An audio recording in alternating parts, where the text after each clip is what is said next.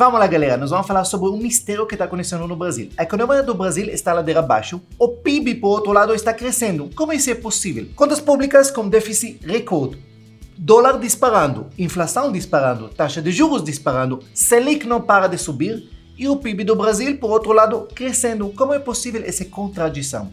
Nesse vídeo eu vou explicar exatamente o que está acontecendo com a economia do Brasil. Eu vou explicar de uma maneira bem simples para todo mundo poder entender, porque tem muitas pessoas que estão extremamente preocupados e com justiça, e no mesmo tempo eles não estão entendendo os números que aparecem por aí. Afinal, quem está mentindo? O PIB, que mostra crescimento, ou todos os outros indicadores que mostram que estamos à beira do abismo?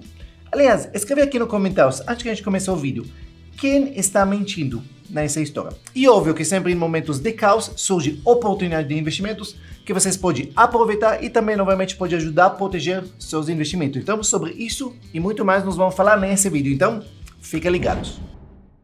Então vamos começar com alguns indicadores. Primeira coisa, o rombo fiscal está aumentando. Contas do governo acumulam déficit de 105 bilhões em 2024. O que isso quer dizer? Simples, o governo é irresponsável com as contas dele, que mesmo arrecadando cada vez mais, cada vez pesando a mão como os impostos, mesmo assim não é suficiente para ele pagar todas as contas deles. Ele consegue torrar muito mais dinheiro, ao ponto que ele cria déficit fiscal, simplesmente. Em outras palavras, o governo está usando cheque especial. E meus queridos, quando a gente usa cheque especial em casa, o que acontece? A gente paga juros. Então não basta que falta dinheiro para pagar as contas, você usou o cheque especial, você ainda tem que gastar dinheiro pagando os juros do cheque especial ou dos empréstimos que você faz para pagar as contas. Isso quer dizer que a dívida pública no Brasil está cada vez mais alta. Só para vocês verem a trajetória da dívida pública no país, acendeu um alerta no mercado. Em agosto, o montante subiu e chegou para 78,5% do PIB do Brasil. No mês de junho, segundo dados do Banco Central, a dívida bruta do governo chegou, presta atenção a esse número, 8,7 trilhões de reais. 8,7 trilhões. Isso quer dizer que o governo tem um gasto adicionais com essa dívida e como aumento a taxa Selic, quer dizer que ele, o juros, pensa que desse 8,7 ele paga mais ou menos a taxa Selic. Vamos arredondar para 10%, só pode ser fácil. Quer dizer que o governo gasta por ano mais de 800 bilhões só em juros para cumprir esse valor. Entendem o que está acontecendo? Essa situação é tão grave que até o presidente da Federação Brasileira dos Bancos, que é Isaac Sidney, que você sabe que os bancos e o governo são bem alinhados os dois. Nessa sexta-feira, no dia 15, ele falou que o Brasil tem uma trajetória fiscal que não é sustentável. E você sabe que os bancos, eles são ótimos em ganhar em qualquer momento. Em caos, juros altos, juros baixos, eles sempre fazem a festa. Se eles estão preocupados, imagina seres mortais igual a gente, como a gente tem que ficar. E obviamente que o mercado inteiro está esperando o corte de gastos. Você está olhando, está gastando demais, tem déficit. O que está esperando para um governo responsável começar a cortar gastos? Mas parece que isso não está acontecendo, porque todo dia está adiando, todo dia. E é tão incrível que o governo de esquerda, eles estão viciados em gastar dinheiro, que os apoiadores do governo, quando o Haddad, coitadinho do cara, tentando mostrar um plano, todo mundo chama ele de traidor. Por quê? Porque ele está querendo cortar gastos, entendeu? É isso. Ele só está acostumado a gastar. Ponto. Simples, é isso que está acontecendo. Agora, qual é o problema, Ben? Você gasta, Ben, gasta o dinheiro, todo mundo... Pois é, quando o governo gasta demais, isso cria inflação, certo? A inflação é controlada pelo Selic. Só o Selic, em algum momento vai perder a mão, quer dizer, o Selic não vai conseguir mais controlar a inflação. E no momento que ele não vai conseguir mais controlar a inflação, e a inflação é como um bicho selvagem, um animal selvagem. Quando ele é pequeno, você... bonitinho, você cuida dele, você cerca ele, você controla ele. Mas quando esse bicho cresce demais, e se você não soltou ele na floresta e você está tentando continuar criando ele em casa, ele vai devorar você, a casa e todo mundo ao redor.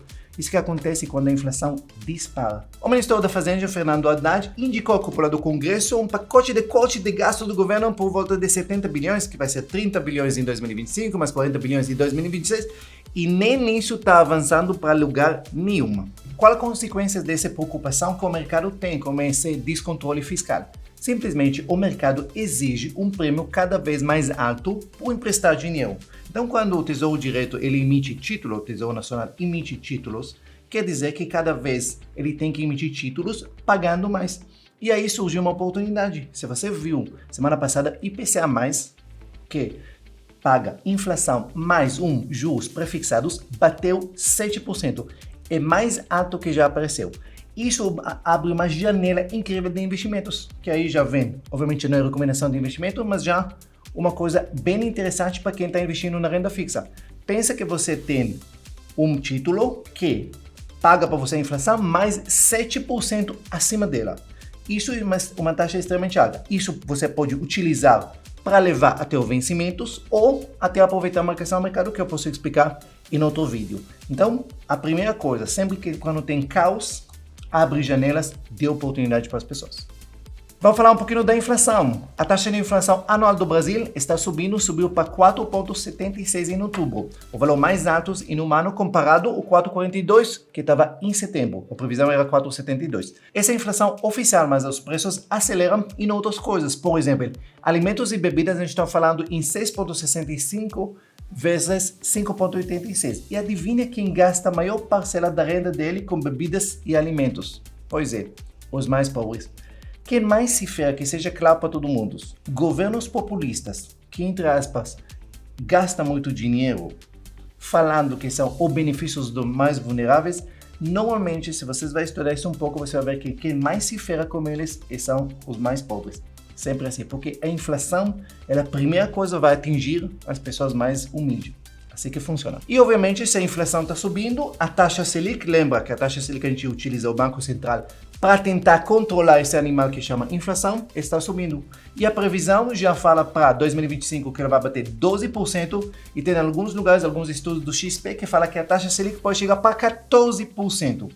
E taxa Selic alta, ela é bom para investidor e ela é péssima para todo o restante da economia. Por quê? Porque quando a taxa Selic alta, tudo fica mais caro. Financiamentos, tudo.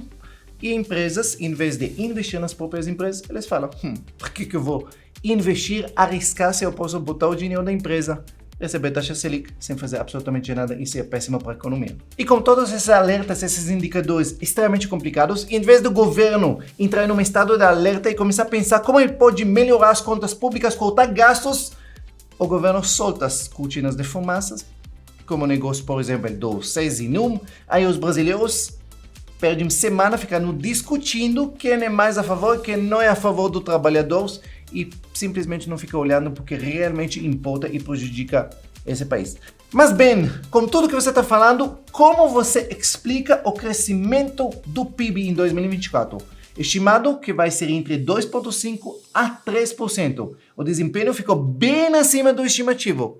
Isso bem não é um sinal positivo para a economia? Infelizmente não tanto, porque esse crescimento do PIB a gente já conhece muitas vezes. Esse é o famoso voo de galinha. Como assim voo de galinha? Porque esse crescimento artificial ele é baseado em soluções rápidas, como mais consumo, mais gastos do governo. O governo solta dinheiro, o governo solta crédito e as pessoas começam a consumir. E o que acontece? O governo ele gasta cada vez mais com o programa social, ele transfere cada vez mais dinheiro, mas bem, dinheiro não é bom para ajudar os quê? Mas de onde esse dinheiro sai? Pois é, pensa nisso. E só para vocês verem, os programas sociais tiveram um aumento significativo. O programa Bolsa Família, a principal incentivo da social do governo, recebeu uma alocação de 168 bilhões, o que representa um crescimento expressivo em relação aos anos anteriores. E esse tipo de investimento que não resolve problemas importantes, como falta de investimentos, infraestrutura, melhora da produtividade no Brasil. É um crescimento que parece bom. Por quê? Porque se você injeta mais dinheiro na economia, independente de onde você tirou o dinheiro. Se você pegar empréstimo e gasta na sua casa, as coisas parecem incríveis, não é assim? Tem dinheiro, a geladeira está lotada, você reforma, você compra coisas novas, parece falar, nossa, está melhorando. Pois é. Mas esse crescimento da sua casa, ela é como? Ela é sustentada? A casa está produzindo mais? As pessoas na casa ganhando mais dinheiro? Não. É simplesmente um dinheiro que foi injetado. e nos próximos meses vai ter dinheiro para injetar, e esse é o famoso voo de galinha. Quer dizer que agora o governo injeta dinheiro, pelo menos que ele tinha, já está acabando esse dinheiro cada vez mais, ele injeta dinheiro, cobra mais imposto de quem está produzindo, distribui, aumenta mais os gastos do governo, tem mais dinheiro circulando, as pessoas consomem mais, isso puxa no PIB o consumo, isso puxa a indústria e você pode ver que essas coisas que mais crescem, só que em algum ponto o dinheiro vai acabar e a conta vai chegar e isso sempre acontece. E aí quando a conta vai chegar, adivinha o que vai acontecer para tudo, para PIB e todos os indicadores. Simplesmente o PIB vai acompanhar todos os outros indicadores. Pode contar com isso. Isso vai acontecer sempre. Isso é o famoso voo de galinha do Brasil. Então, não fica muito entusiasmado com esse dado.